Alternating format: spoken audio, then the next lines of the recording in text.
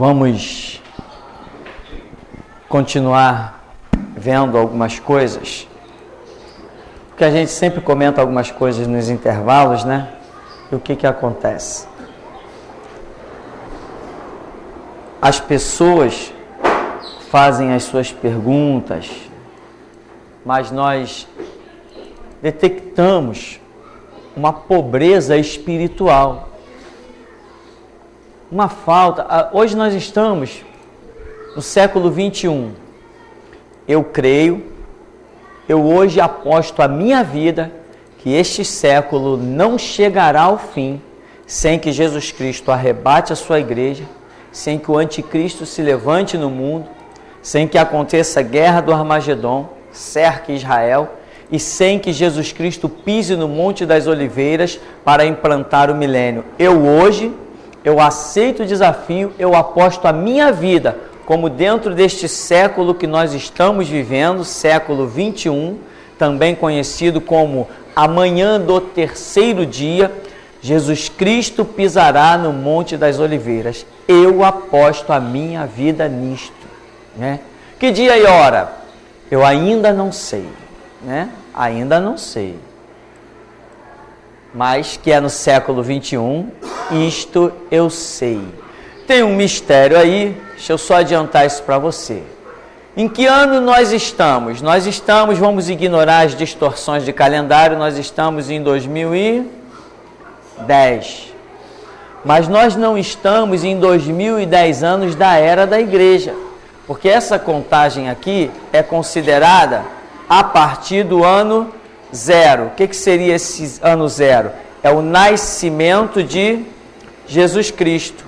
Então, do nascimento de Jesus para cá, estamos com 2010 anos. Mas a igreja não foi fundada quando Jesus nasceu. A Bíblia diz que ele nasceu sob a lei, andou na lei, logicamente, andar em quê? Mas a partir do momento que ele recebe o ministério dele, aí ele começa a dizer, logo no comecinho de Mateus, né? Eu não vim destruir a lei, mas eu vim cumprir. A lei está cumprida.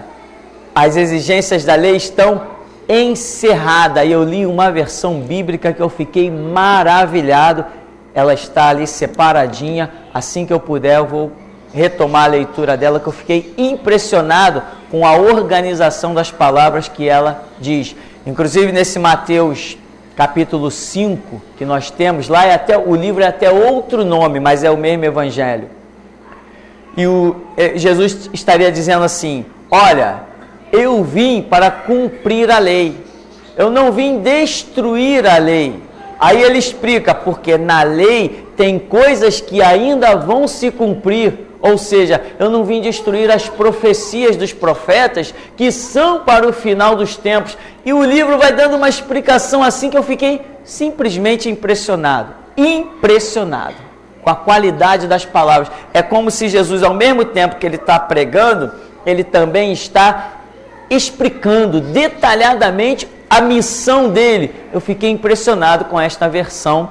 E eu vou, assim que eu acabar de arrumar a nossa santa bagunça, né? Estamos nos organizando. Eu vou retomar a leitura desse livro que eu já achei fascinante. Tem 2 livros lá em cima já me aguardando, né? E tem centenas, irmão, aguardando por você.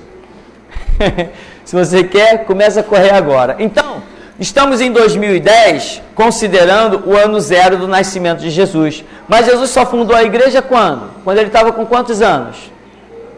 Uns acreditam que foi quando ele começou a pregar, quando voltou do deserto. Uns dizem que foi quando ele foi batizado, a igreja foi fundada. Não, porque ali não tinha nenhuma doutrina de igreja ainda, então não foi. Quando ele voltou do deserto, a doutrina ainda não estava completa. Não posso fundar alguma coisa com um estatuto incompleto. Então, foi na descida do Espírito Santo no dia de Pentecostes. Tá, pode ser considerado. Outros dizem, não, foi quando Jesus mesmo foi para o céu, naquele momento. Tá, tudo bem, mas isso não faz diferença. Agora, seja como for, a igreja teve seu início mais ou menos quando Jesus já estava com cerca de 30 e alguns anos. Porque ele começou o seu ministério com cerca de 30 anos sendo batizado por João Batista. Então, nós estamos no ano 2010, mas para a era da igreja chegar a 2000 anos, eu tenho que somar os 2010, eu tenho que sempre jogar à frente mais 30 anos.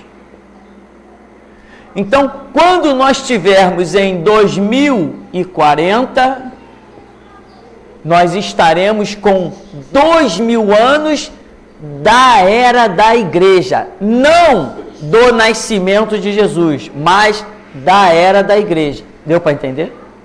Porque a igreja não foi fundada no ano 0, a igreja foi fundada no ano 30 da vida de Jesus.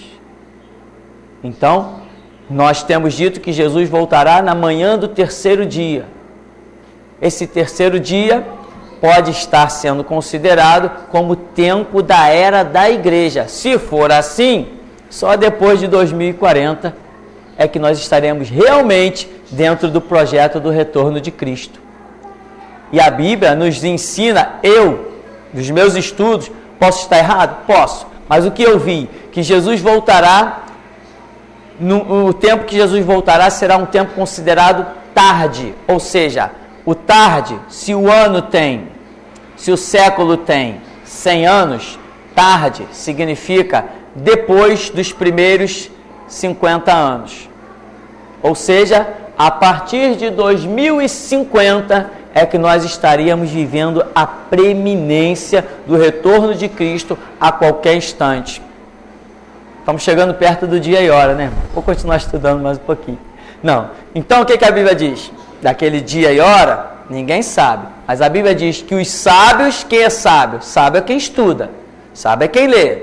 O temor do Senhor é o princípio da sabedoria. Sábio é quem anda na verdade, quem anda na palavra. Então, os sábios discernirão o tempo e o modo. É uma profecia bíblica desde os tempos de Daniel. Jesus falou que o servo que não vigiar não saberá a hora em que vem o seu Senhor.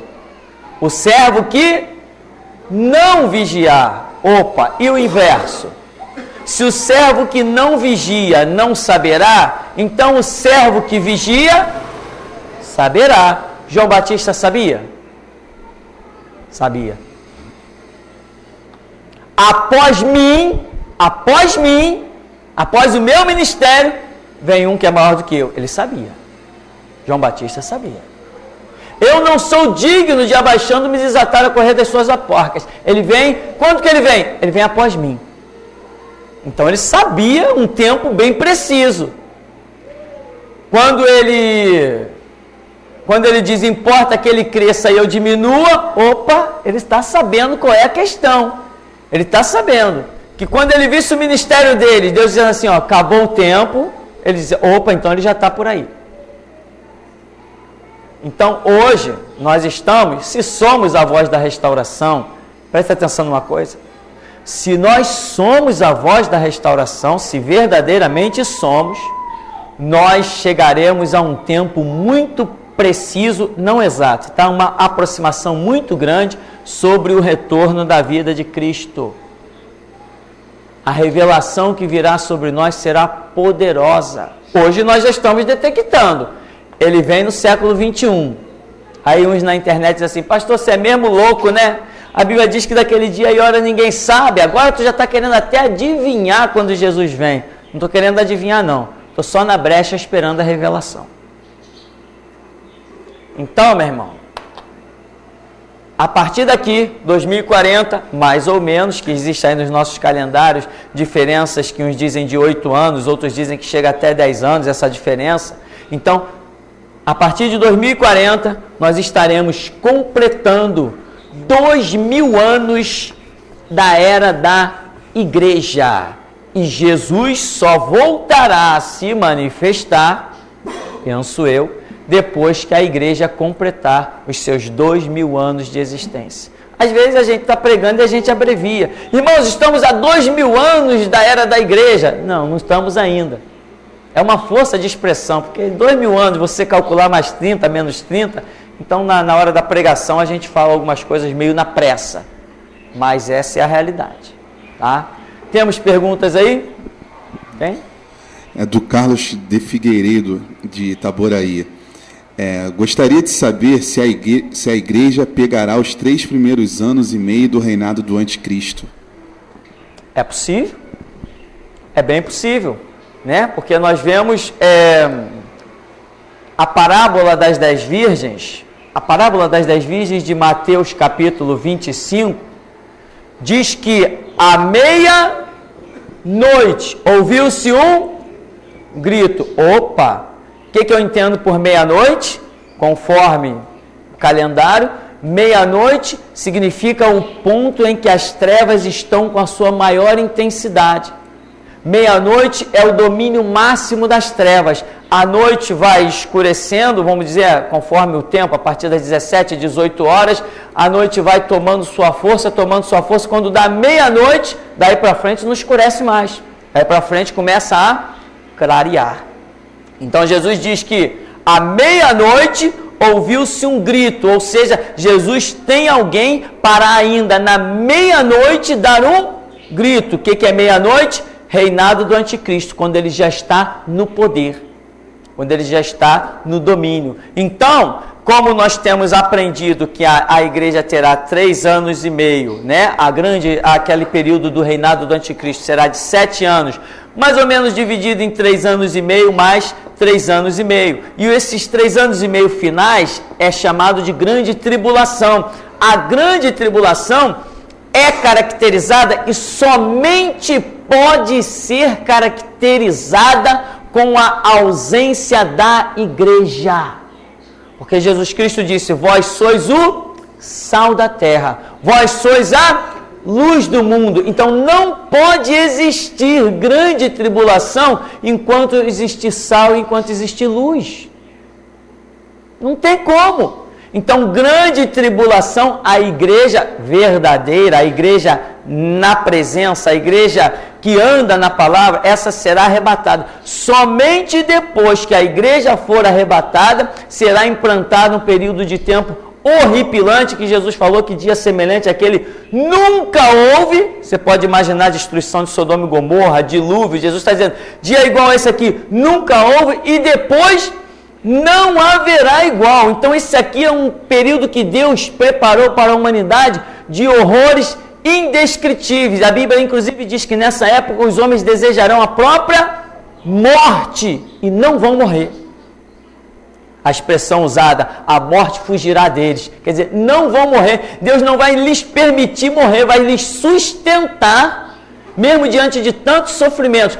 Mas, se é grande tribulação, então o sal da terra e a luz do mundo foi retirado. Ou seja, somente depois do arrebatamento é que a grande tribulação será implantada. Então, esses 3 anos e meio primeiros, que são caracterizados com o cavalo branco de Apocalipse capítulo 6, o cavalo branco ali que é a falsa paz. Muita gente vê aquele cavalo branco e diz, é Jesus. Não, não é Jesus.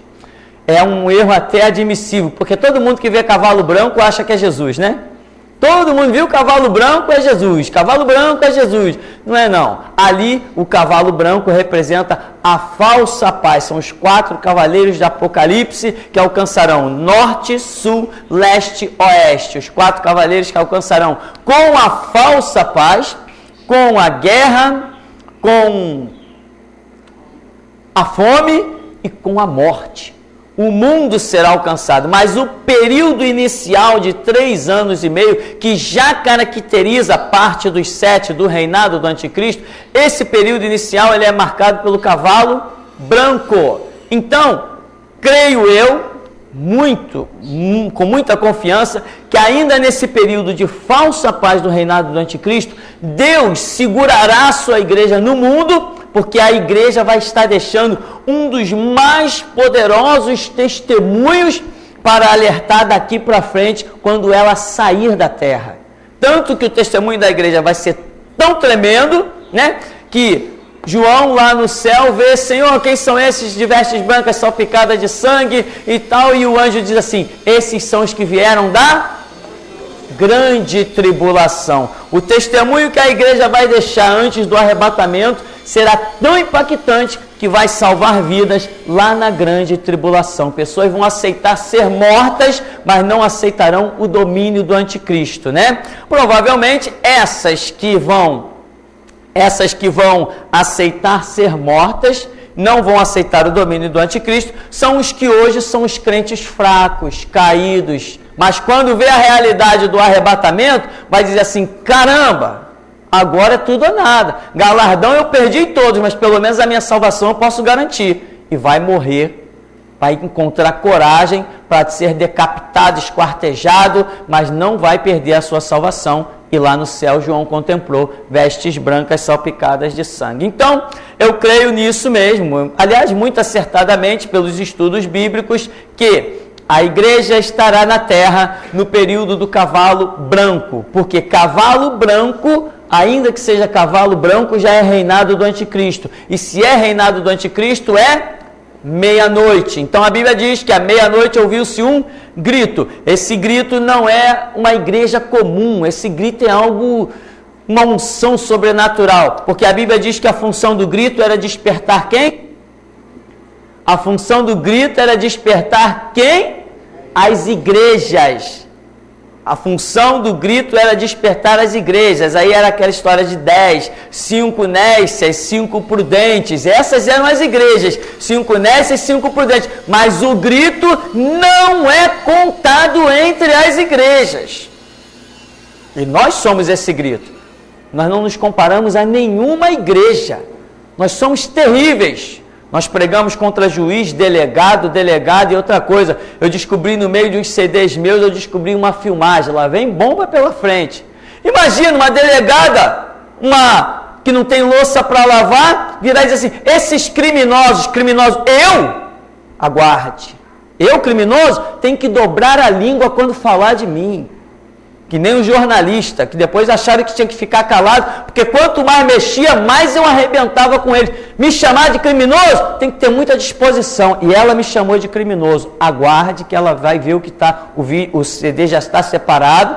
Nós já estamos com muito mais recursos do que antes. Hoje eu já tenho o recurso de projetar um slide, colocar o vídeo lá e filmar tudinho, ou apontar e dizer. Hoje os nossos recursos são muito mais do que antes.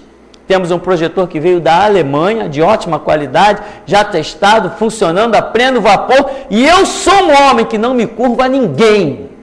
Se botar revólver na minha cabeça, só vai conhecer a cor dos meus dentes. Eu não tenho medo de nada, nem de ninguém. Traficante não me dá ordem, nem polícia. Então, me chamar de criminoso, vai ter que dobrar as línguas, que nem o outro. O jornalista, ele disse só assim, ó: rodaram em Igreja da Gamboa. Eu falei: como é que é? Rodaram? Usar essa linguagem para mim? Não, vai ter que ouvir. E ouviu o que quis e o que não quis. Ouviu o que quis e o que não quis. E eu calei mesmo. Quando tocou no meu nome no relógio, no jornal, eu vou para a internet e arrebento. Ponho legenda em inglês para o mundo todo ver. Eu sou esse, eu não me curvo a ninguém. Meu nome ainda não é Elias, por enquanto ainda é Tupirani. Embora tenha alguém por aí já me chamando de Elias. Então, meu irmão, a Bíblia diz que o grito,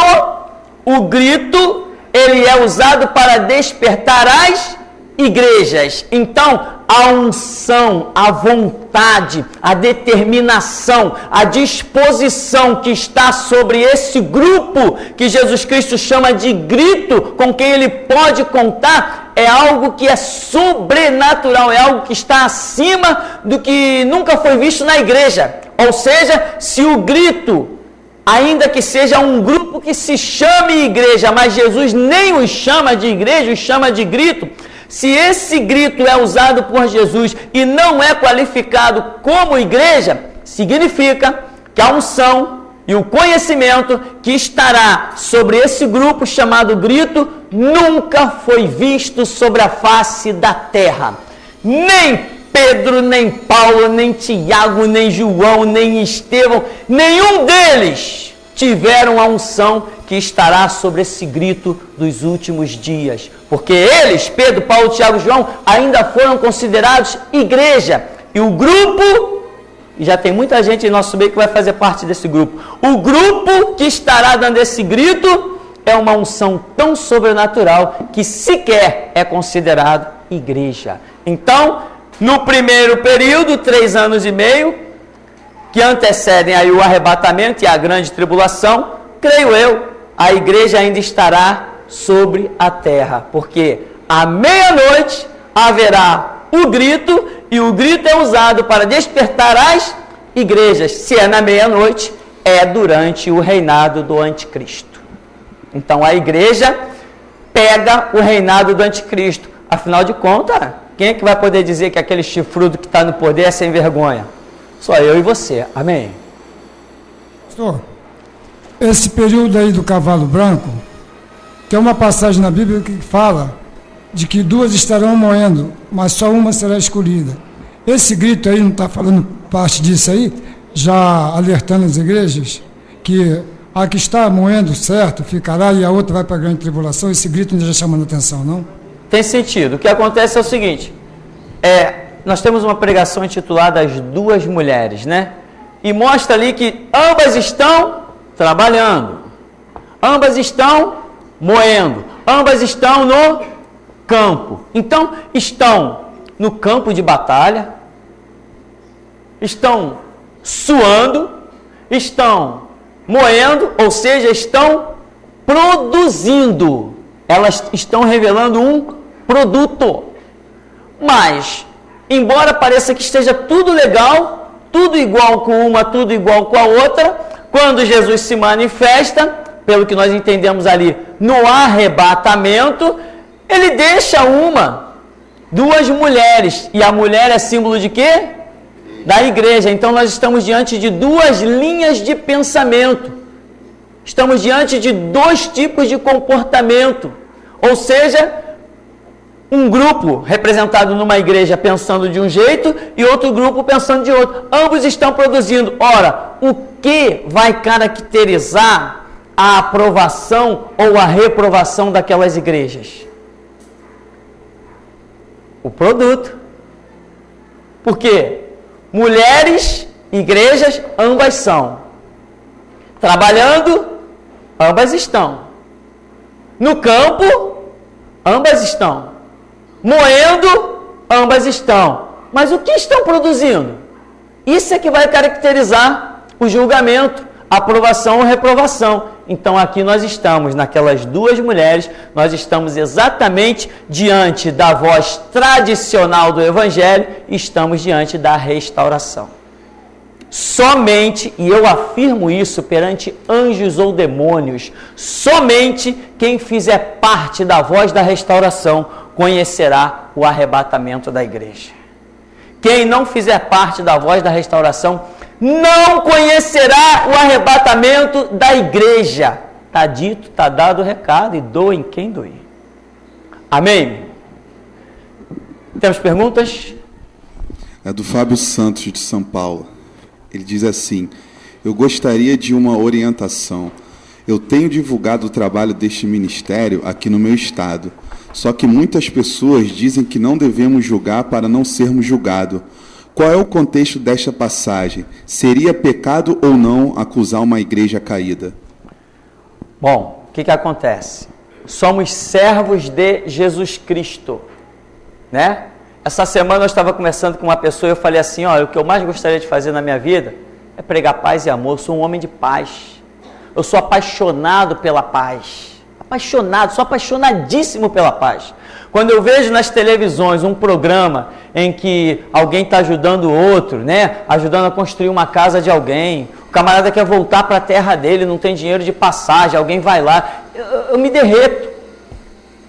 Eu me derreto. Quantas vezes eu já orei, né, aqui nesse ministério, se Deus tinha o projeto de nós fazermos algumas obras sociais, ou seja lá o que for, porque se Deus tiver projeto, Ele também tem recursos. E quantas vezes eu já quis ser uma pessoa que estivesse ajudando, mas cada um tem que andar no seu chamado. Então, quem sou eu para falar mal de igreja, ou de pastor, ou de bispo, ou de arcebispo, cardeal ou papa? Quem sou eu? Eu não sou nada nem ninguém. E por saber que eu não sou nada nem ninguém, o meu desejo é ouvir a voz do meu Senhor, que eu sei que quando ando na voz dele, eu não erro. Quando eu ando na palavra que ele revela, eu não erro. Então o que eu faço?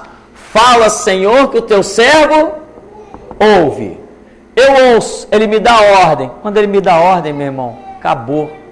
Não quero saber se eu estou julgando, criticando, difamando. Quero saber que eu estou falando o que ele me mandou falar. E ele garante.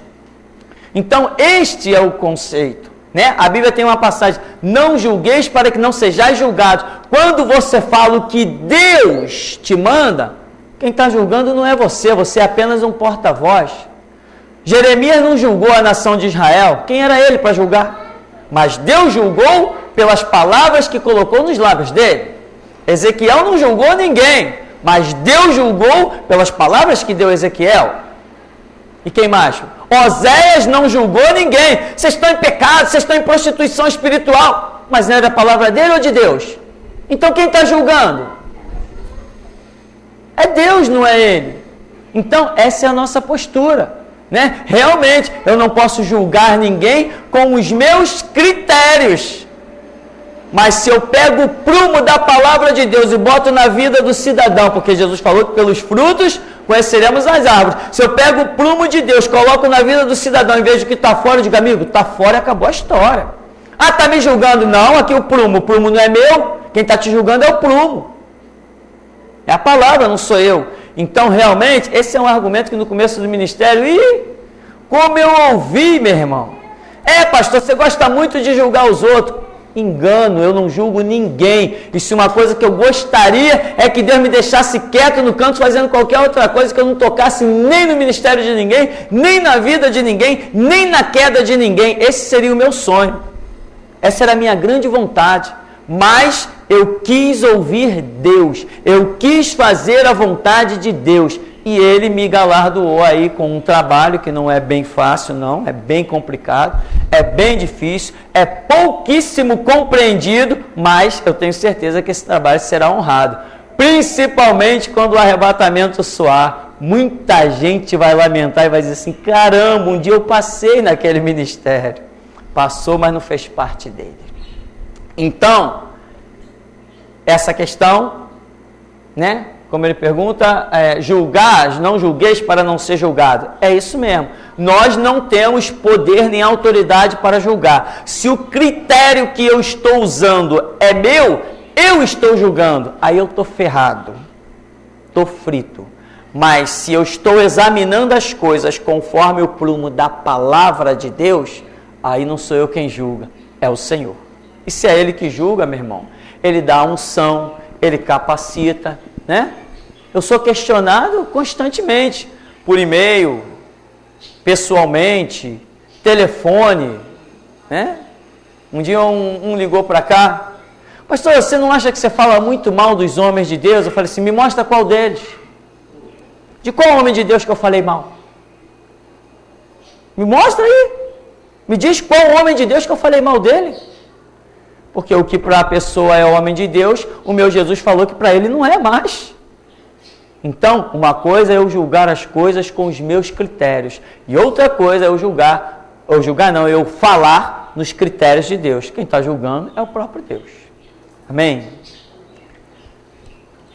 Pastor, tem um comentário aqui do Naldo, do Rio de Janeiro. Ele diz assim, pastor, o senhor está muito equivocado com relação a Deus é amor. Pois aqui o demônio já cai na porta. Ninguém pode contestar a autoridade que nós temos sobre os demônios. Somos a única igreja que desfazemos as obras do diabo através do exorcismo.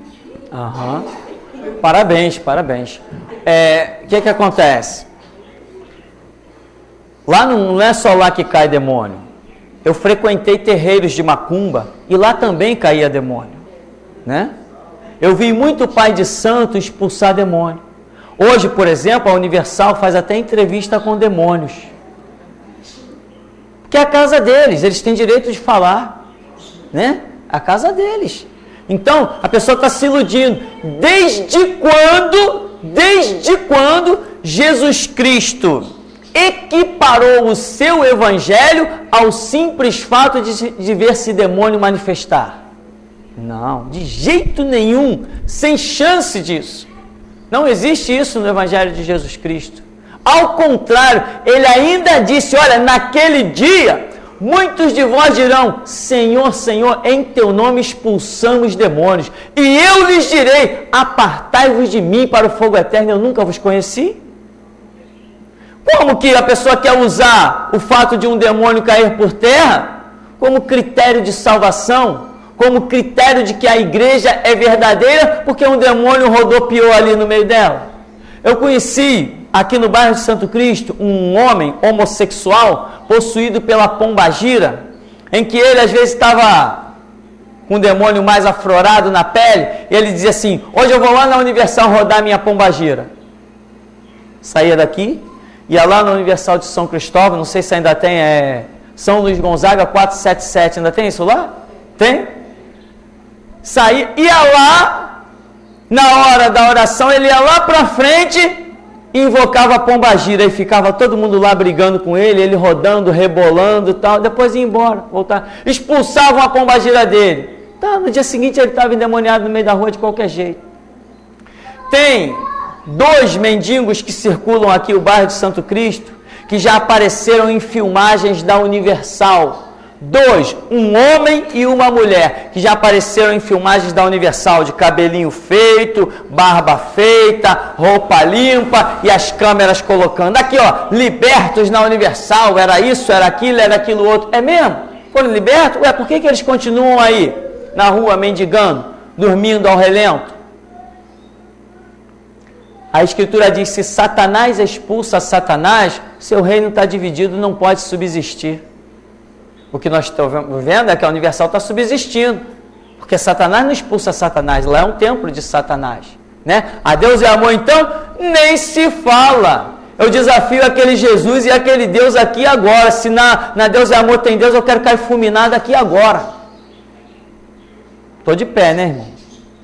Não ouvi nenhum raio, né? Não ouvi nenhum trovão, né? Vou repetir então, quem sabe se o Deus é amor é cego, está viajando, né? Foi fazer uma viagem, está tirando férias. Eu tenho que falar mais alto. Se existe Deus na Deus é amor, se existe Jesus lá, se a Bíblia tem efeito lá dentro, eu quero cair fulminado aqui agora, eu não quero abraçar os meus filhos amanhã. Isso é só para que esse camarada veja que eu não brinco. Eu sei a quem sirvo, eu sei aonde Deus está e sei aonde Ele não está. Deus é amor, é um templo de Satanás, aonde tem pacto com o diabo, e o diabo lá faz o que quer. E as pessoas se impressionam porque vê um demôniozinho rodar, gritar, urrar. Então o diabo faz esse teatro todo lá dentro para atrair os inocentes para lá.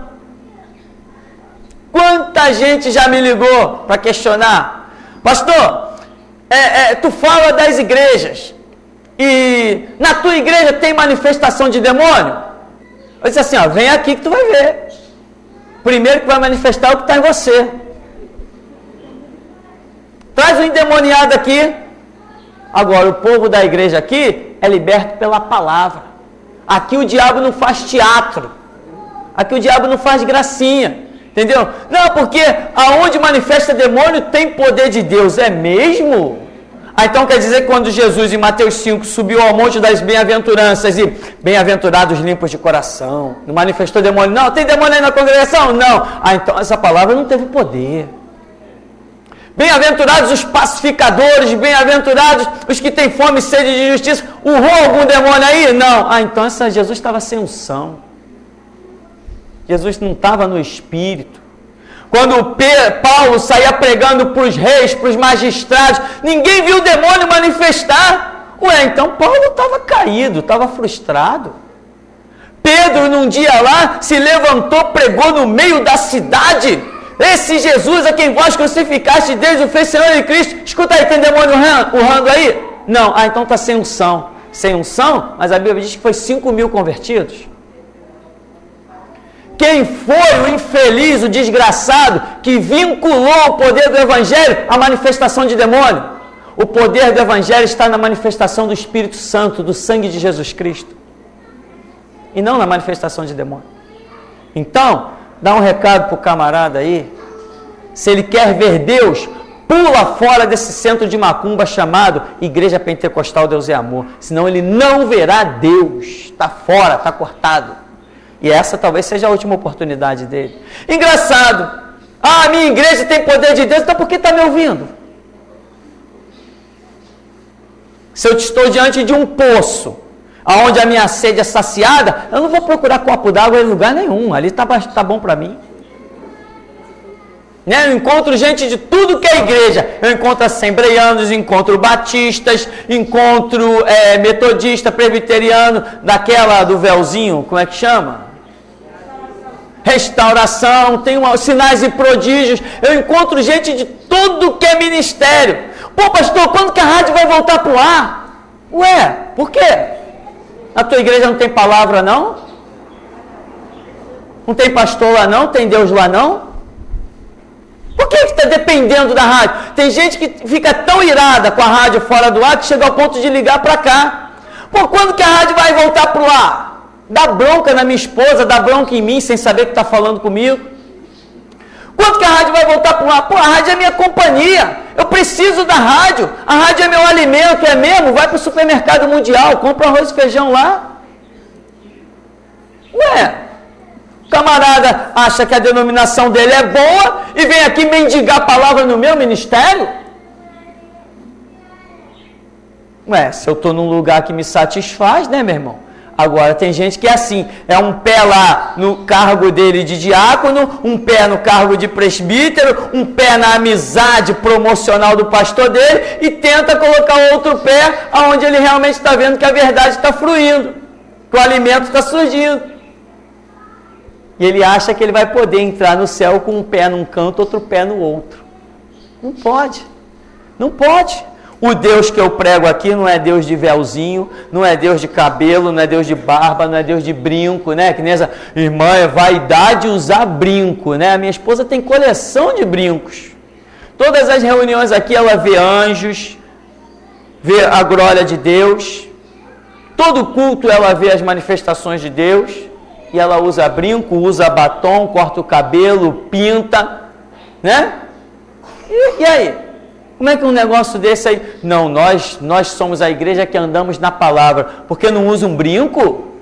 Quer dizer que eu não uso brinco, eu ando na palavra. Eu não uso anel, né?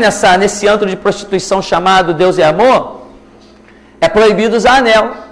Só pode usar a aliança do casamento. O resto tudo é vaidade. Parecem até Salomão. Vaidade, vaidade, diz o pregador, tudo é vaidade. Né? É uma piada, irmão. Piada. Eles não sabem quantas horas eu tenho de joelhos dobrados.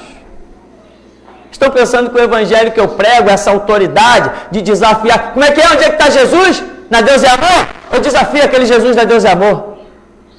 Ah, mas nós servimos o Jesus da Bíblia. Tá bom, eu estou desafiando ele. Manda ele vir aqui acertar conta comigo. Não, porque na Universal se prega a Bíblia. E daí? Na Católica também. Eu frequentei terreiros de macumba, de umbanda, onde tinha Bíblia. Kardecismo, onde tinha estudo bíblico. Nós não temos aí vários livros no mercado nacional, chamado o Evangelho segundo o Espiritismo? Ué, então vai para lá. Se o problema é Bíblia, quem foi que disse que Deus está aonde algum palhaço abre uma Bíblia? Se fosse assim, ele tinha que estar muito nas livrarias, né? Você nem conseguiria entrar nas livrarias, ia cair embriagado do poder de Deus. Tem Bíblia para tudo que é canto. Está faltando oração. As pessoas querem detectar aonde está Deus pelas suas próprias concepções. Teve um batista que veio nos visitar aqui. Olha só como as coisas são. Aí esse batista no final do culto, pastor, apertou minha mão? É isso aí mesmo. Gostei do culto, porque você prega mostrando para as pessoas que elas têm que buscar Deus. Tá, mas quem pediu a opinião dele? Quem foi que disse que eu estava precisando do elogio dele? Camarada vem aqui, entra na igreja primeiro dia e vem dizer que eu estou pregando bem. É isso mesmo, você pregou certo, porque eu entro nas igrejas e eu examino bem. Eu vi que a sua pregação... Quer dizer, eu entro nas igrejas e eu examino, ô infeliz, desgraçado. Tu és suscetível ao aprendizado, tu já quer ser mestre. É você que vai dizer quem está pregando certo e quem está errado. Um cara que é batista. Se ele soubesse o que é certo ou errado, ele não seria um batista. Mas o cara entra dentro da igreja com a visão aguçada. Se eu pregar algo que ele não concorde, não, esse pastor está fora. Mas se eu pregar o que ele concorda, não, essa palavra é de Deus. Ué, mas a Bíblia não nos chama dia a dia a conversão? Se a Bíblia nos chama a conversão, significa que todo dia eu tenho que ouvir alguma coisa que não me agrada. É isso que vai caracterizar a minha conversão. Aonde Deus está, sempre tem que ter uma espada me espetando. Aonde Deus está, sempre tem que ter um chicote soando, nem que seja de leve no meu lombo. Aonde Deus está, tem que ser assim. Agora, aonde Deus não está, quando eu frequentava o terreiro de Macumba, meu irmão, o diabo dizia assim: poxa, você é uma pessoa muito invejada. As pessoas têm muita inveja de você. Você é bonito, você é inteligente, você no colégio você só tira boas notas. O diabo me colocava lá em cima. Mas quando eu conheci Jesus Cristo, a primeira palavra que eu vi foi essa assim, ó: arrepende-te, senão o inferno te espera. É bem diferente dos conceitos do terreiro de Macumba. Então hoje as pessoas estão assim, elas sabem detectar se a pregação vem de Deus ou não, elas só não conseguem detectar a infeliz vida miserável que elas estão levando. Camarada que trabalha 10, 12, 15 horas por dia e sequer abre a Bíblia para ler um versículo e depois entra na igreja para achar que vai julgar a minha pregação. É, pastor, você pregou muito bem, tá? E quem pediu a tua opinião? Quem foi que disse que quando eu prego eu quero saber quem gostou ou deixou de gostar? Quem foi que disse isso? Que pregador sou eu? Por acaso eu uso terno e gravata? Alguém aqui já me viu de terno e gravata? Só se for para celebrar algum casamento por aí. Meu ministério é diferente, muito diferente. Eu não me considero um pastor. Eu me sinto mal quando eu tenho que usar esse título, porque esse título para mim é vergonha. Ele virou um lixo. Né? Qualquer dia, se Jesus me autorizar, se bem que Jesus não está nem aí para isso, mas, então, meu irmão, esta é a realidade, né? O Deus de política não é o meu Deus. Hoje as assembleias de Deus estão mergulhadas na política. Eu ia usar uma expressão mais horrenda, mas vou amenizar. Eu tenho nojo da cara do Jesus político das Assembleias de Deus. Eu tenho nojo da cara dele. O Jesus do Congresso Nacional, daqueles homens que dizem que são políticos, eleitos pelos evangélicos, né? Garotinho, Rosinha, Companhia Limitada. Eu tenho nojo da cara daquele Jesus político podre. Para mim ele é fétido. Ele é horripilante para mim. Eu não me mancho com aquele Jesus podre, político. Isso é para as pessoas que estão ouvindo no mundo todo, tentar pelo menos parar uma oração e tentar descobrir quem sou eu. Eu não sou um pregador comum. Eu não estou de pé depois de vencer algemas e cadeias, porque eu sou como qualquer outro. O tal do pastor lá de Niterói, que foi preso, pediu desculpa. Está armando uma autoridade diante de mim para ver se ele vai ouvir as minhas desculpas. Eu não sou igual a eles. Não sou igual a eles de jeito nenhum. Não tem como me comparar a essa raça de pastores que tem por aí, que estão dentro das suas igrejas abrindo porta para advogados e fazer preleção de explicar o que é Constituição para o inferno. Nem com o meu cadáver diante de um caixão eles conseguem fazer isso dentro da minha igreja, porque ainda que eu morra, tem vocês. Ou eu não sei o que tenho semeado nesse lugar, ou eu não sei o que Deus tem regado nesse lugar. Eu posso morrer em paz, que esse lugar aqui nunca será profanado. Então, meu irmão, o camarada acha que o Jesus da política é o mesmo que o meu. Longe de tal coisa. Teve um camarada que estava pedindo CD aqui no ministério. Eu queria um CD de denúncia, porque eu prego igual você. Eu também denuncio que nem você. Eu falei, qual é a sua igreja? Deus é amor, também eu vou te dar um de denúncia. O cara é da Deus é amor e diz que pensa igual a mim, que prega igual a mim. Desde quando eu tenho parte com as trevas? Desde quando eu ando com o diabo? Quem está na Deus é amor anda com Satanás, meu irmão. E se lá tem Deus, amanhã eu não tenho que estar vivo. Se existe Deus lá, o Criador dos céus e da terra, eu desafio amanhã eu não estar vivo. Aí as pessoas ouvem isso e depois ligam para cá. Pastor, eu penso igual você. Vai te enxergar, vai fazer um pastel, vai procurar um caldo de cana para beber. Então, meu irmão, esta é a realidade. Não estamos brincando, eu sei a missão que eu tenho, sou irredutível, sou inflexível, né? E sei muito bem o que tenho que deixar semeado até o ponto de, quem sabe, regar com o meu próprio sangue. Meu Jesus não é político, meu Jesus não é objetos ungidos, não é brinco, batom, eu não tenho parte com nada disso que existe por aí. Não me confunda, eu estou fora desse lixo. Eu não sou batista e não cultuo um Deus batista, porque o meu evangelho não é social.